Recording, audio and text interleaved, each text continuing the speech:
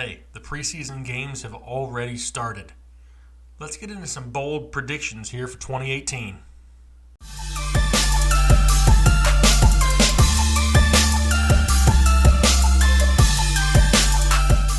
Hey, what's going on, everybody? Jake, Fantasy Headliners. Hopefully everything is well out there in YouTube land. Listen, today we're going to be talking about some bold predictions.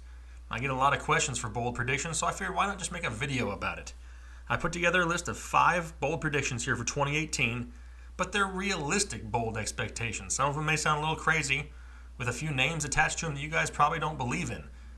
But I got reasons for each one of these, and I'm trying to catch lightning in a bottle. Before I get into this list, though, hey, I want to make sure everybody goes over and checks out my other channel. Go check out RotoBaller up there in the YouTube search after this video is over. Lots of great content over there.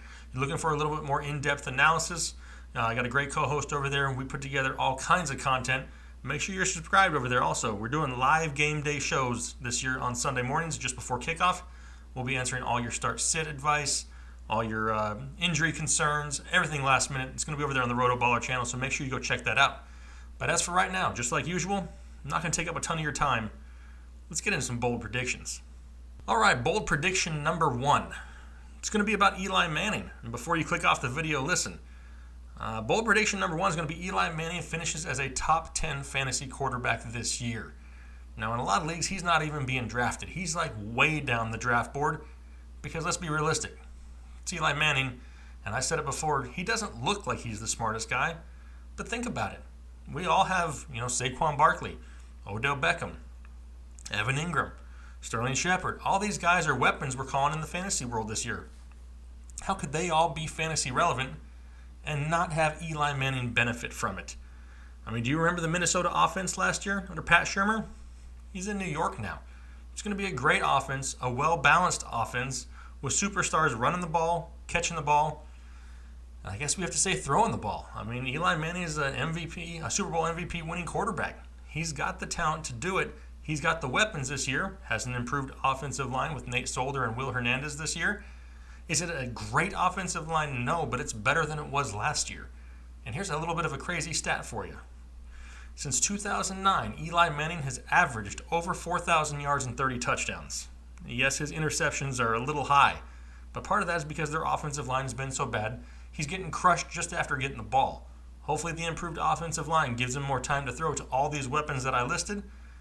Eli Manning's a sneaky top 10 quarterback for 2018. Bold prediction number 2, and this one's going to involve Jay Ajayi. I know a lot of you guys are off the Jay Ajayi bandwagon or off the J train, if that's what you want to call it. But right now I'm bold predicting, that he's going to finish with over 1,000 yards and 10 touchdowns this year.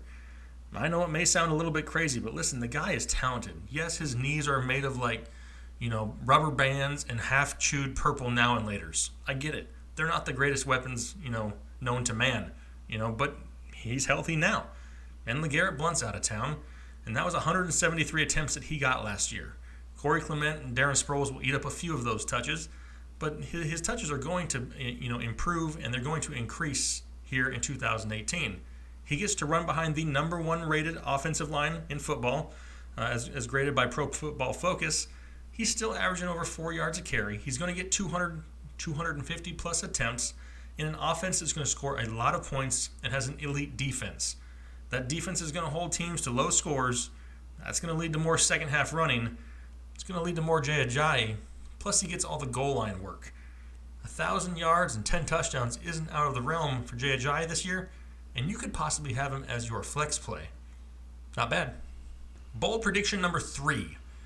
Last year, we all loved the production we got from Mark Ingram and Alvin Kamara. But who is the 2018 version of Mark Ingram and Alvin Kamara? It's going to be Jordan Howard and Tariq Cohen in Chicago. I know it's a little crazy. Not too many people are high on Jordan Howard. They think he's got oven mitts for hands, and Tariq Cohen is too gadgety for them. But listen, it's the same thing that happened in New Orleans last year. They have an above-average offensive line. They have an above-average defense. So they're going to be in these games. They're going to be playing for the win. They're not going to be shut out having to throw the ball. And the weather in Chicago is horrible in the winter. They can't throw the ball a whole lot when it's windy and snowing and raining and cold. They're going to rely on the run more than people think. Not to mention, I'm not so quick to crown Mitch Trubisky as this next all-pro quarterback. People come out here now and they're thinking that he's going to supply the likes of Allen Robinson and Taylor Gabriel, Anthony Miller and Trey Burton and Tariq. He can't make all of them relevant. We're talking about a guy who had like single-digit pass attempts a few times last year, and now all of a sudden he's like the second coming of Tom Brady. I'm not buying it. They're running the ball a lot in Chicago this year. That comes in Jordan Howard. Tariq Cohen's going to be lining up all over the field, slot, backfield, catching passes, taking handoffs, all over the place. These guys are going to be used early and often in Chicago. And I'm calling them the 2018 version of Mark Ingram and Alvin Kamara. All right, time to step up the boldness a little bit. Number 4, I have the Cowboys wide receiver group. So all of the wide receivers in Dallas, I have them scoring more fantasy points than all the wide receivers in Kansas City. Now, yes, Kansas City is going to be one of the best offenses in football, but they have weapons all over the place. It's not going to just the wideouts. You got Travis Kelce and Kareem Hunt going to be commanding a lot of attention also. And everybody's just so quick to write off Dallas. I mean, Allen Hurns' ADP for being a number 1 wide receiver is way down the draft board. And he's going to be the number 1 wideout for the Dallas Cowboys. Everybody's, like I said, they're quick to say that the Cowboys don't have an elite wide receiver group. And they don't. I get it. But they are an overall solid group with Michael Gallup, Cole Beasley, Terrence Williams, if he plays, to go along with Allen Hurns. These guys are all productive. And the beauty of it, Dak doesn't have to force the ball to any of them. He can just hit the open target, still playing behind one of the best offensive lines in football, with a running back in the backfield who I project to be the number 1 fantasy running back in Ezekiel Elliott. The defenses have to pay attention to that. Lots of one-on-one coverage between these 3 wide receivers.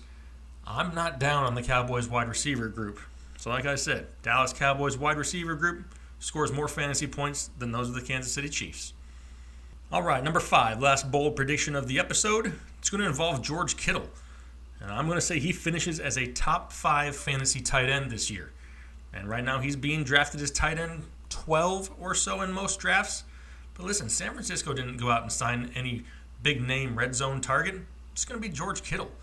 And tight end is a weak position anyway. It's literally, like I've said in the past, Gronk, Kelce, Ertz, and everybody else. I mean, I like Greg Olsen. He's right there. Delaney Walker, Kyle Rudolph. Not a huge fan of Jimmy Graham this year. But there's not a whole lot of consistency there at the tight end position. And Kittle's going to get a lot of work this year. They have a horrible schedule in San Francisco. Listen to this. The first 6 out of the first 7 games. Minnesota, Detroit, Kansas City, the Chargers, the Packers, and the Rams. It's a whole lot of points going to be put up right there in those games. They're going to have to throw to keep up. Without those top targets on the outside of Pierre Garçon and Marquise Goodwin, George Kittle is going to be it. I can see a huge year for George Kittle in a weaker tight end position. I'm going to say he's going to finish top 5 as a bold prediction. Hey, I could go on and on with bold predictions all night long. I mean, I could just keep making them, making lists. But I want to hear some of yours. It's fun to hear people's bold predictions. And with the preseason starting now and the hype train going for so many people, it's fun to hear a few of them. Make sure you hit me up down below. Let me know who some of your bold predictions include. And if I hear anything that's really good, maybe I'll read it off here on the show. I really appreciate your guys' support, though. Channel's still growing like crazy.